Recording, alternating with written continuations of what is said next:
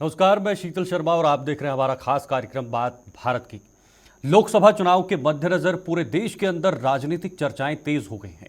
बयानबाजी, आरोप प्रत्यारोप का सिलसिला भी तेज हो चुका है। मुद्दों को लेकर अलग अलग पार्टियां मैदान में इन चुनाव को लड़ने के लिए उतर रही हैं। एक तरफ बीजेपी हो या फिर एनडीए हो, 400 पार का नारा है।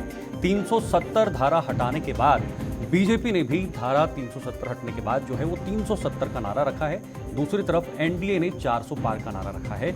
लेकिन कांग्रेस भी इन चुनावों से पहले खूब दमखम भर रही है। कांग्रेस का कहना है कि 2014 और 2019 के मुकाबले 2024 में हम पूरी मजबूती के साथ मैदान में उतरेंगे और चुनाव लड़ेंगे। जम्मू कश्मीर की बात करें तो जम्मू कश्मीर में इस वक्त बीजेपी के बड़े बड़े नेता, स्टार प्रचारक पहुंच रहे हैं, रैलियां कर रहे हैं। कल सीएम योगी आदित्यनाथ की यहां पर रैली हुई और अब आने वाले कल प्रधानमंत्री मोदी भी कठवा सीट पर जो है वो उधमपुर में पहुंचने वाले हैं और डॉक्टर जितेंद्र सिंह के पक्ष में यहां पर वोट मांगेंगे और यहां पर रैली को भी संबोधित करेंगे। जम्मू कश्मीर का सियासी समीकरण इस वक्त क्या है, क्यों जम्मू कश्मीर को जो है वो सरकार ने प्राथमिकता दी है। यहाँ के जो मुद्दे हैं, चाहे वो आतंकवाद हो, धारा 370 हो, शांति हो या इस तरह की चीजें हो, हर रैली में इसका गुणगान भी होता है। इसका पूरे देश की राजनीति में कितना प्रभाव है, इस पर भी आज बातचीत करेंगे। पहले सुनिए कल सीएम योगी आदित्यनाथ ने क्या कुछ कहा है और आज प्रधानमंत्री मोदी ने उत्तराखंड में रैली करते हुए जम्मू कश्मीर को लेकर, आतंकवाद को लेकर क्या कुछ कहा है, सुनिए। जम्मू कश्मीर की बात आती थी, बेझिझक एक सांसद के रूप में, एक मंत्री के रूप में बोलते थे कि मैं पहले वहां का नागरिक हूं, धारा 370 समाप्त होनी ही चाहिए और वहां का विकास होना ही चाहिए। और आज मैं बधाई देता हूं आप सबको, प्रधानमंत्री मोदी जी के प्रति आभार व्यक्त करता हूं, गृह मंत्री अमित शाह जी के प्रति आभार व्यक्त करता हूं, जिन्होंने आतंकवाद की इस जड़ को सदैव के लिए समाप्त करके आज कश्मीर में यह साबित कर दिया है कि दिल्ली का लाल किला हो या श्रीनगर का लाल चौक, चारों ओर उत्साह है, उमंग है, क्योंकि यह क्षेत्र आज विकास की मुख्य धारा के साथ जुड़ा हुआ है। जब जब देश में कमजोर और अस्थिर सरकार रही है, तब तब दुश्मनों ने फायदा उठाया है। जब भारत में कमजोर और अस्थिर सरकारें थी, तब भारत में आतंकवाद ने पैर पसारे।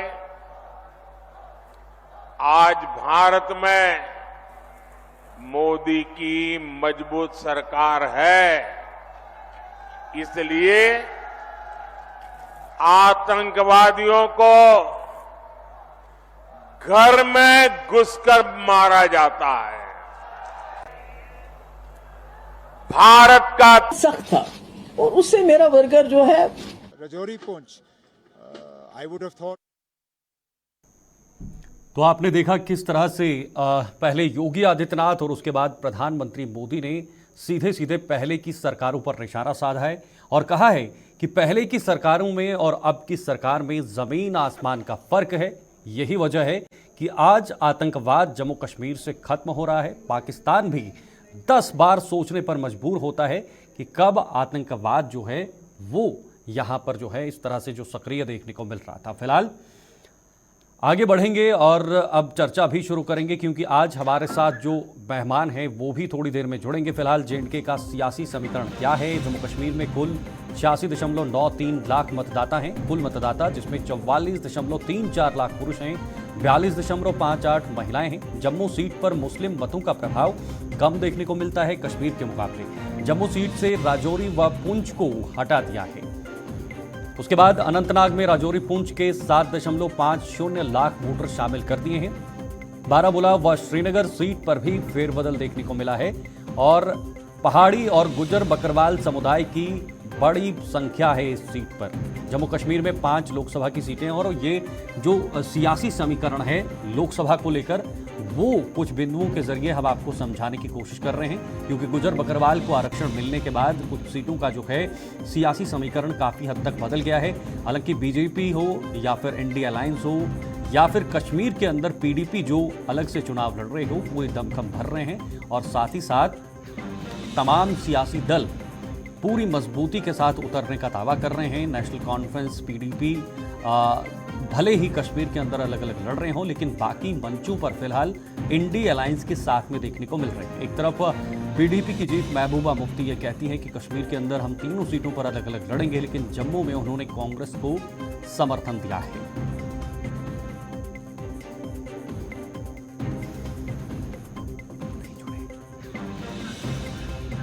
तो आपको बताना चाहेंगे 370 के बाद जम्मू कश्मीर में आतंक की घटनाओं में कितनी कमी हुई है और किस तरह से जो है वो आतंकी यहां पर कम हुए हैं। फिलहाल हमारे साथ आज के मेहमान जुड़ गए हैं। अभिजीत जसरोटिया जी हैं, बीजेपी प्रवक्ता हैं, साथ ही साथ दूसरे मेहमान मुजफ्फर इकबाल खान जी हैं, एनसी प्रवक्ता हैं, और डॉक्टर फारूक आगा जी हैं, कांग्रेस प्रवक्ता हैं। शौकत अली, नेता पीडीपी, वो भी हमारे साथ फिलहाल जुड़ रहे हैं।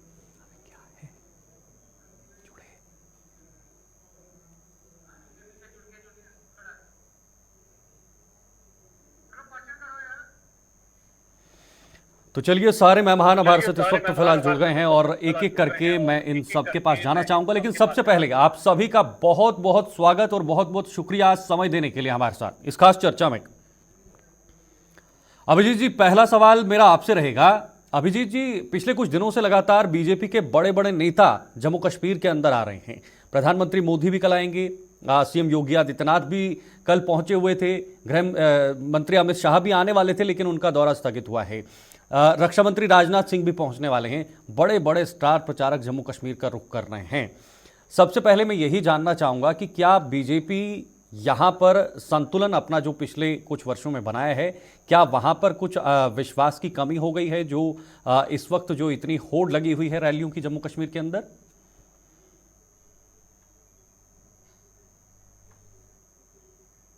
तब भी सभी बड़े बड़े नेता जो है वो जम्मू में आए थे और 2014 में भी इसी तरह से रहा था कि बेसिकली जब भी चुनाव होते हैं, और चुनाव को हम हमेशा समझते हैं कि चुनाव का समय एक परीक्षा का समय होता है, और जब कभी भी आपके एग्जाम आएंगे तो पूरे साल जो आपने पढ़ाई की है उसके लिए आप लोग एग्जाम देने जाते हैं। तो एग्जाम सभी ने देना होता है। और कुछ पार्टियां जो है जो पूरे साल पढ़ती नहीं है, वो फिर चंद महीनों में, 1 महीना पहले या 10 दिन पहले मेहनत करना शुरू करती हैं। लेकिन खैर, जब वो लोगों के बीच में गए ही नहीं, जिस तरह से कोरोना काल का अगर आप समय उठा के देख लीजिए तो सबसे ज्यादा शहादतें अगर किसी ने दी तो भारतीय जनता पार्टी के कार्यकर्ता ने दी है।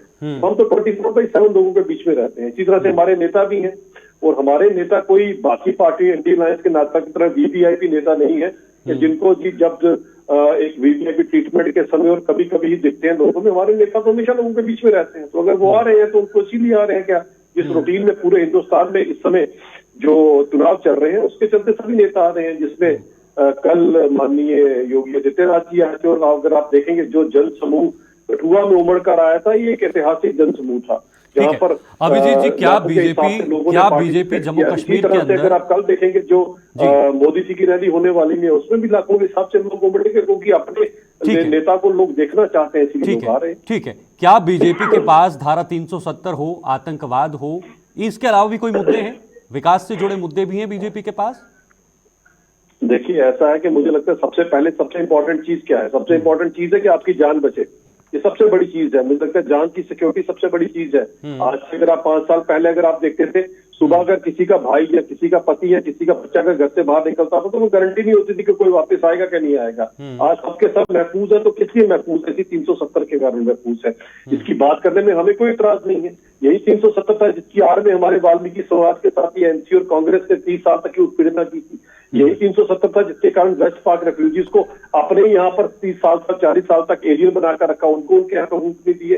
यही 370 था जिनके कारण पाकिस्तान से आई हुई लड़की को तो यहाँ की नागरिकता मिल जाती थी, लेकिन हमारे यहाँ से बच्ची बाहर अगर शादी करती थी तो पीछे उसको कोई यहाँ पर अपने वालिद की प्रॉपर्टी में कोई उसका हक नहीं होता था। तो इसके अंदर गलत क्या बात करने में? जो 50-60 साल के अगर आपके जो पाप किए हुए लोगों के ऊपर जो आपने उत्पीड़ना लोगों की है, उससे अगर लोगों को निजात मिली है तो उस पर बात करने में क्या एतराज है? ठीक है, ठीक है। डॉक्टर फारूक आगा जी आपके पास आना चाहूंगा। डॉक्टर फारूक जी, आप 10 साल पहले यानी 2014 में आप कहां पर थे और 2024 में जम्मू कश्मीर के अंदर आप खुद को कहां पर देख रहे हैं?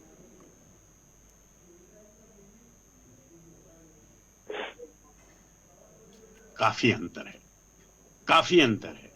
पहली बात यह कि जम्मू एंड कश्मीर का जो अवाम है, उस अवाम में एक विश्वास था कि कहीं गवर्नमेंट है, कहीं हमारा कोई सुनने वाला है और कोई काम करने वाला है। सबसे पहली बात जो अभी मेरे भाई साहब बोल रहे थे, 370 के बाद वहां ये हुआ, वहां ये हुआ। 370 के बाद सबसे पहली बात जो अवाम में है, they have lost trust in politics, we have lost our jobs, our youth are completely unemployed this time. ठीक है। आवर फार्मर, जो हमारी इकोनॉमी है, fruit industry, they have lost hope. तो क्या हुआ है? दफा 370 उठाने से कैसे जिंदगियां बची, आप मुझे बताइए। आर्मी यहाँ काम कर रही थी अफस्पा की वजह से, वो तो दफा 370 से पहले भी था ना, था ना? तो बताइए मुझे क्या क्या हुआ यहाँ। तो मतलब डॉक्टर फारूक साहब,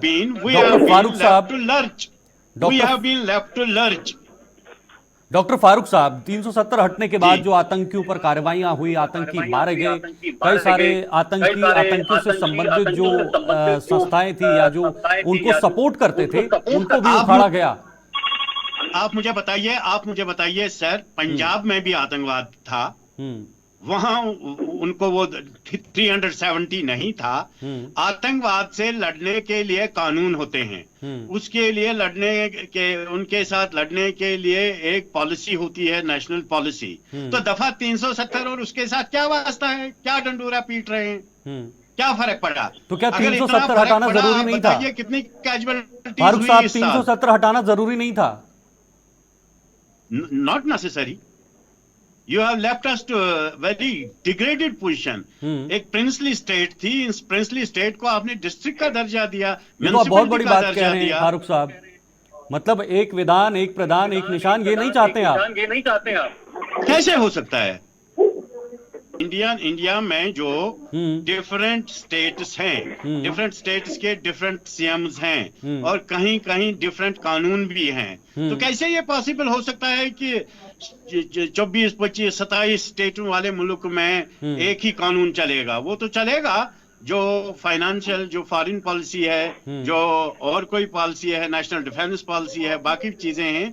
डॉक्टर फारूक साहब, मैं आपको एक एग्जांपल दे दूंगा सर। ठीक है, समय कम है, बाकी के बाद एक एक्सपेरिमेंट इन्होंने किया। यहाँ जो भी एडमिनिस्ट्रेटिव ऑफिसर थे वो बाहर के आए, बताइए क्या हुआ? 44% जो बजट है वो अभी अनस्पेंट रहा। एक छोटा सा सवाल रहेगा मेरा। उस वक्त भी ये दावा आप भी डॉक्टर फारूक साहब, आप भी जम्मू कश्मीर के रहने वाले हैं, मैं भी जम्मू कश्मीर का रहने वाला हूं। क्या हम भारतीय हैं? जी, भारतीय हैं, बिल्कुल, क्यों नहीं है, उसमें कोई शक नहीं है। मगर अपना एक मुकाम होता है हर एक लेवल का, जो सदियों से हमारी परंपरा रही थी। ठीक है, वो परंपरा ऑलमोस्ट खत्म होने वाली है। इस वक्त लोगों को ज्यादा इंटरेस्ट भी नहीं है ये डेवलप करने में। लोगों को इस वक्त एक बुखार सा चढ़ा है कि कुछ चेंज आए, क्योंकि we have been left to lurch, हमारा सुनता तो नहीं मतलब है। आप चाहते हैं जम्मू कश्मीर का युवा पत्थर लेके घूमे? आप चाहते हैं जम्मू कश्मीर का युवा हथियार लेके घूमे? क्या बनेगा इनका? लेवल पे नजर रखेंगे ना, यूरोप में भी पत्थर चलाते हैं, बाकी जगह जहां कोई डिमांड हो, रूठना होता है। जब रूठने से, हड़ताल से कुछ नहीं होगा तो फिर कोई कार्रवाई करते हैं। सर क्या बात कर रहे हो आप नेशनल टेलीविजन पर बैठकर ऐसी बात कर रहे हो? मैं बात करता हूँ, आप यूथ्स को बरगला रहे हो। किसको? ठीक है, मेरे साथ दूसरे भी मेहमान हैं, उनके पास भी जाना चाहूंगा। शौकत अली जी, आपके पास आऊंगा। शौकत अली जी, सियासत की बात करें, पीडीपी जो है वो इंडिया अलायंस के साथ खड़ी दिख रही है, लेकिन कश्मीर से बाहर, कश्मीर में नहीं। वजह क्या है? शौकत जी। नहीं, देखिए, हम तो इंडिया अलायंस का हिस्सा हैं और जम्मू कश्मीर में जहां तक नेशनल कॉन्फ्रेंस का ताल्लुक है, हम तो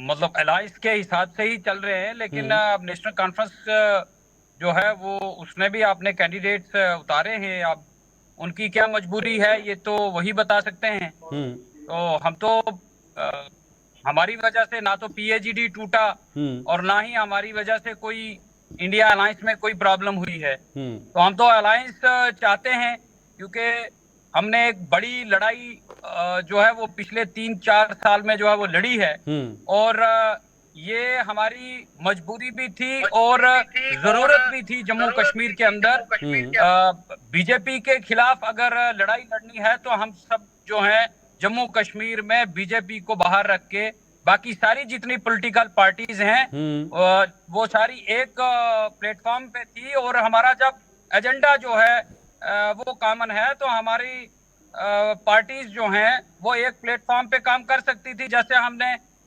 डीडीसी इलेक्शन में जो है वो इकट्ठे होके इलेक्शन लड़ा और सबसे ज्यादा सीट्स जो हैं वो अलायंस ने जीती थी। अब इस वक्त नेशनल कॉन्फ्रेंस की क्या मजबूरी है? नेशनल कॉन्फ्रेंस क्यों जो है वो तीनों सीटों पर लड़ना चाहती है?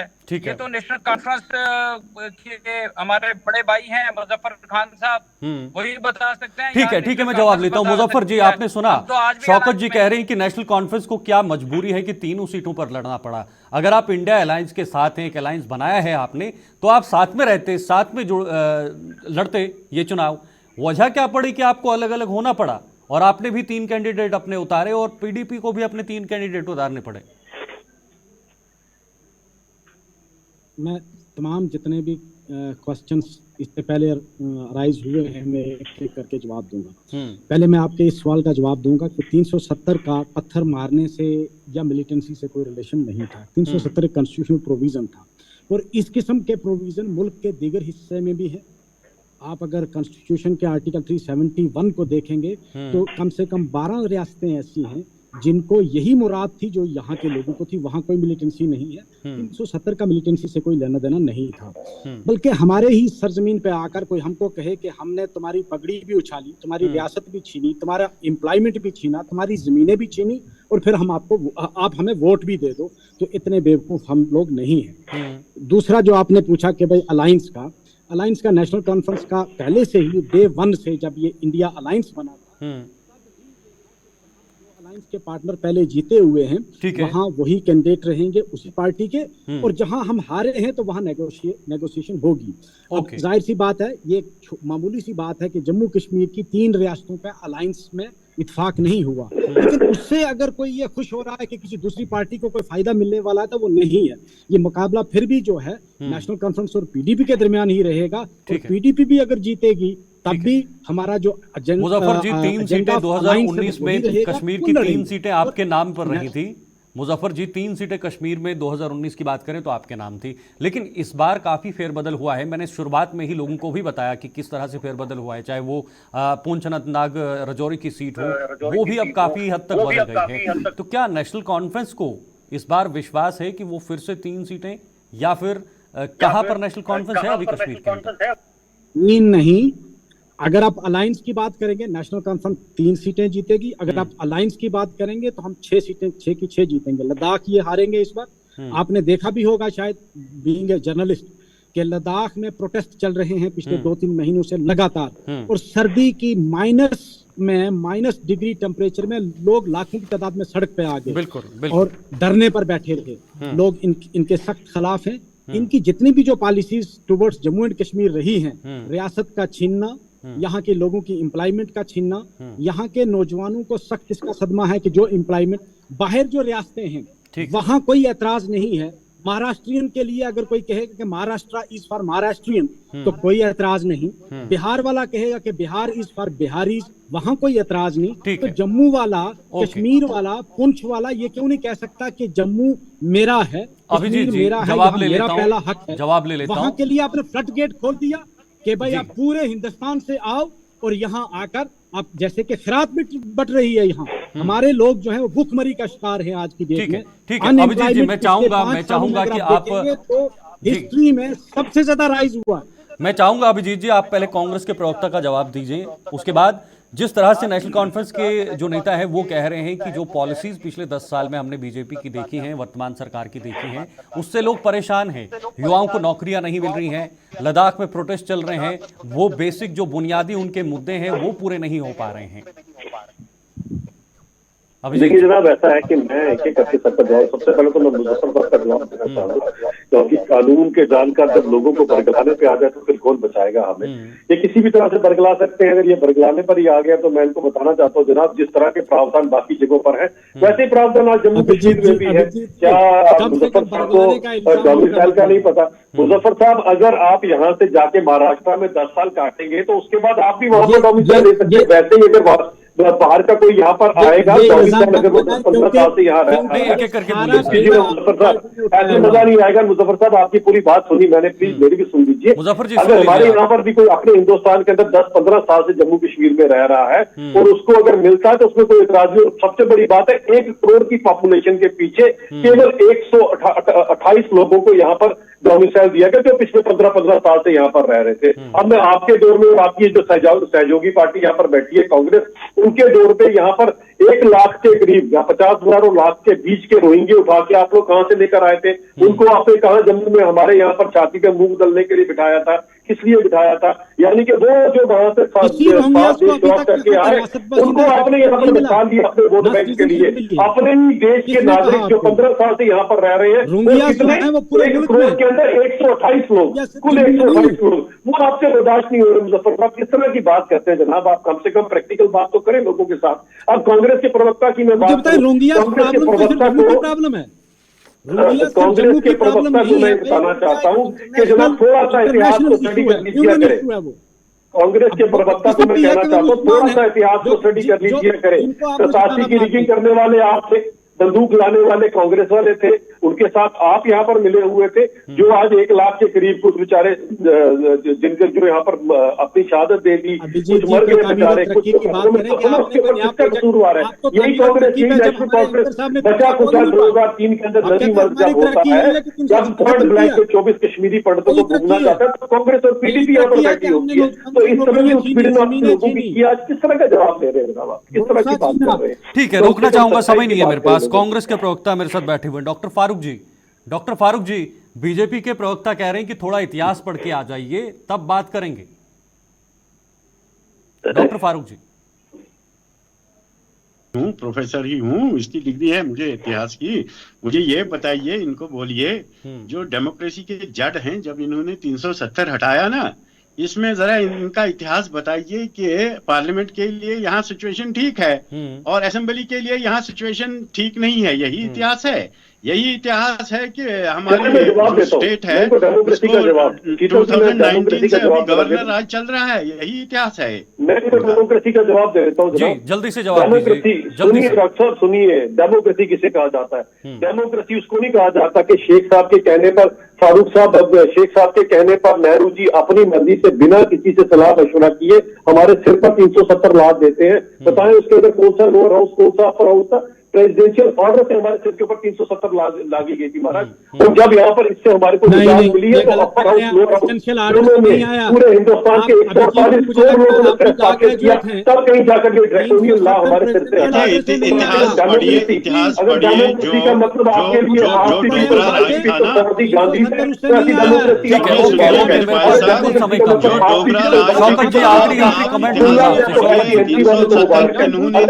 मेरे पास समय नहीं है, मुझे धन्यवाद करना पड़ेगा। पीडीपी को मुबारक है, हमारे लिए डेमोक्रेसी। शौकत जी आखिरी कमेंट। आपको भी पता है कि 370 कॉन्स्टिट्यूएंट असेंबली ने दिया है।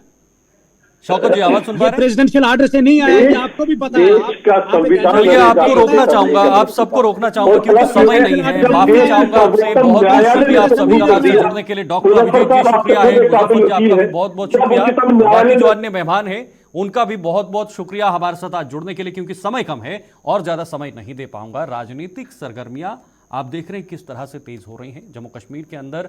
एक तरफ नेशनल कॉन्फ्रेंस 2019 का इतिहास दोहराने की यहां पर बात कर रही है, दूसरी तरफ बीजेपी अपनी 2 या फिर लद्दाख की मिलाकर 3 सीटों को जीतने का फिर से दावा कर रही है। हालांकि बीजेपी इस बार कश्मीर में भी अपना प्रभाव देखने को यहां पर देखने को मिल रही है, लेकिन देखना होगा कि लोकसभा चुनाव के बाद जब 4 जून को परिणाम आएंगे वो परिणाम किसके हित में होंगे। फिलहाल के लिए इतना ही, दीजिए इजाजत, नमस्कार।